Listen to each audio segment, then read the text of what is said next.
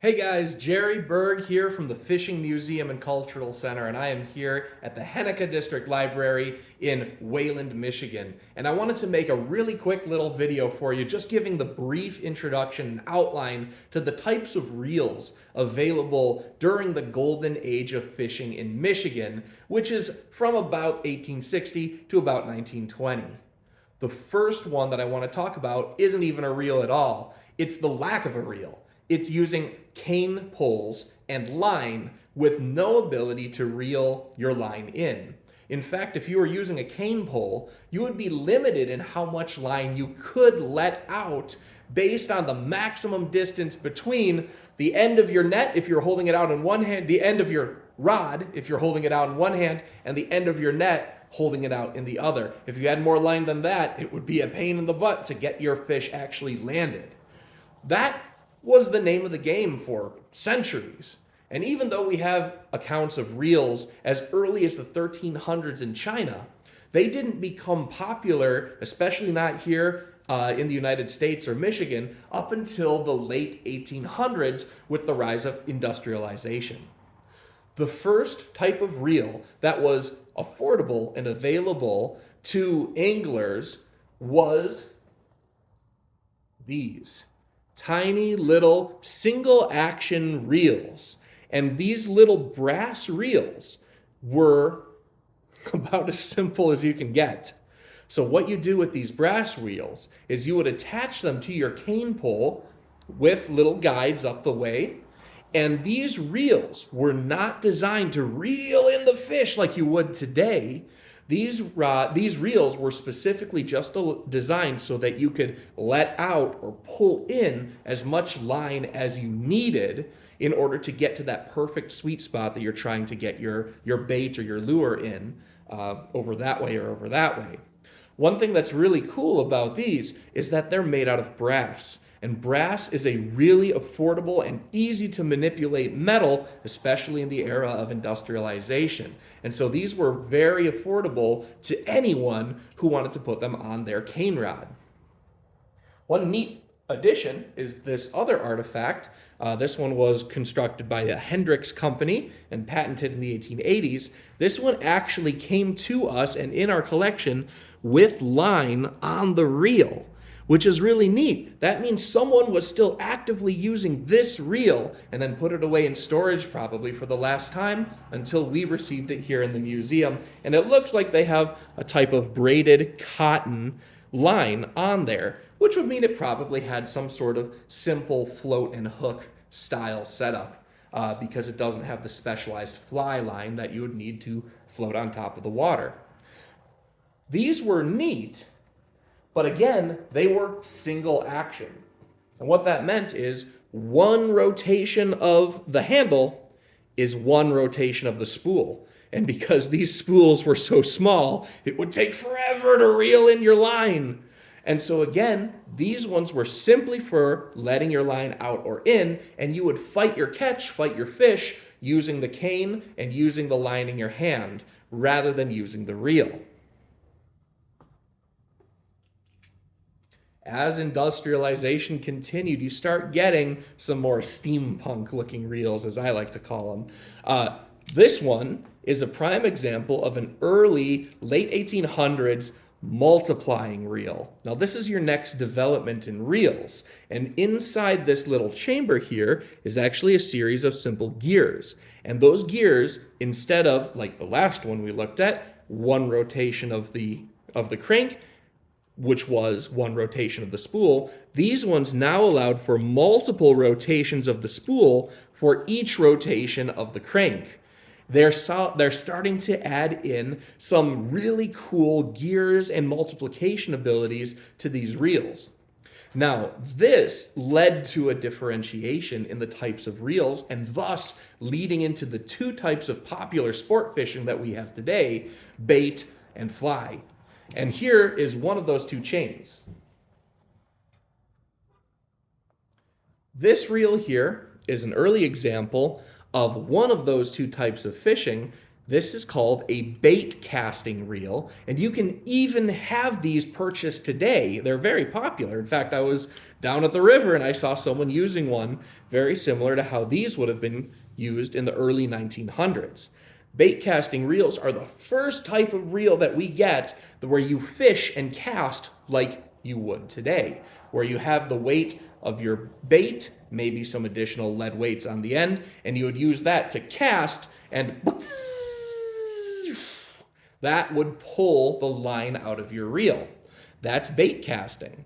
And these bait casting reels were actually so free flying that anglers would actually have to stop the spool from spinning, either to prevent a knot from forming or to target a particular area on the water, and they would use their thumbs in order to stop the line. So something that you would also see in the tackle of an angler of the late 1800s and early 1900s is a little leather thumb cover to prevent their skin from being burned off. These bait casting reels became the modern enclosed reels, or eventually the open spinning reels that we have today. Now that's one of the two paths that happened to kind of split angling in this era. The other path you might recognize. And that led to a type of reel that looks like this. These are early styles of a type of reel known as a fly fishing reel.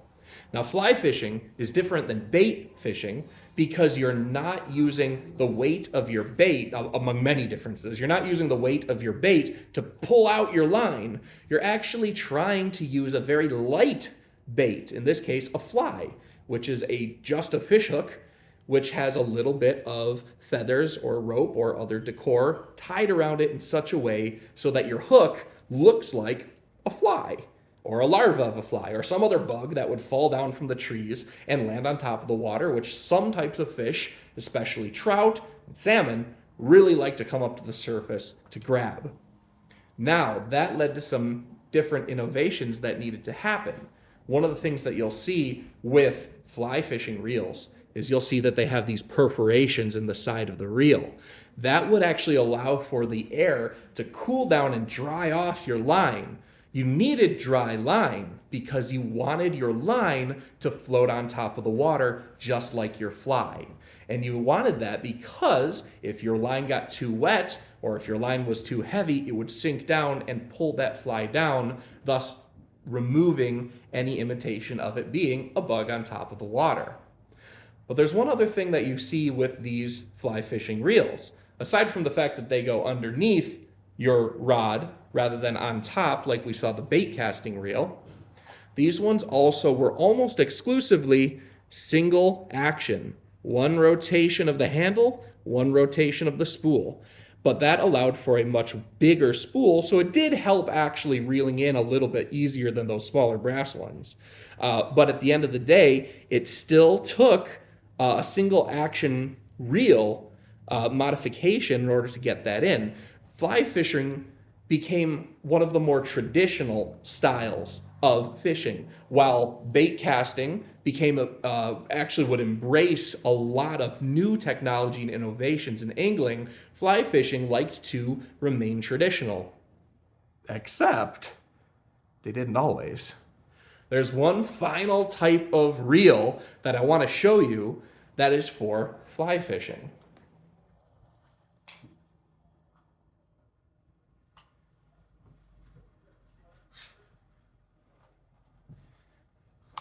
These are examples of automatic fly fishing reels that were really popular from the first decade of the 1900s all the way for the next few decades, and even continuing into the modern day. You can even purchase new fly fishing automatic reels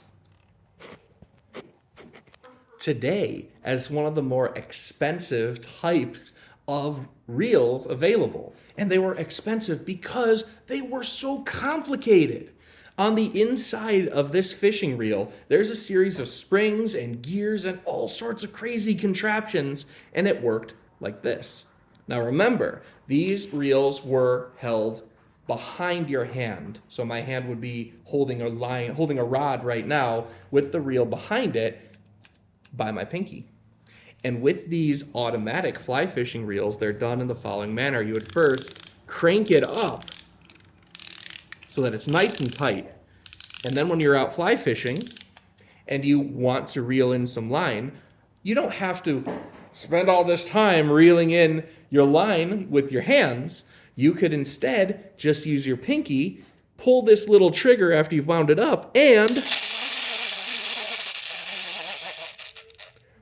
it automatically reels your line in. I have no idea what happened in the late 1900s and late 1800s, early 1900s, but these fly fishing communities wholeheartedly adopted these complex reels, going from one of the most traditional, simple styles of fishing to one of the most steampunk, complicated styles of reels that I've ever seen. And they were really, really popular.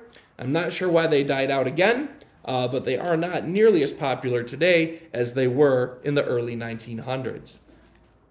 These have just been a few examples of some of the more complicated reels, or complicated or simple reels in the late 1800s. And reel technology has continued through the 1900s, and we're even looking at some cool new types available today. I'm excited to see how fishing continues in the future and how technology, or lack of technology, will affect our angling community that we all love. This has been Jerry from of the Fishing Museum and Cultural Center, talking to you from the Henika District Library in Wayland, Michigan. Take care and happy fishing.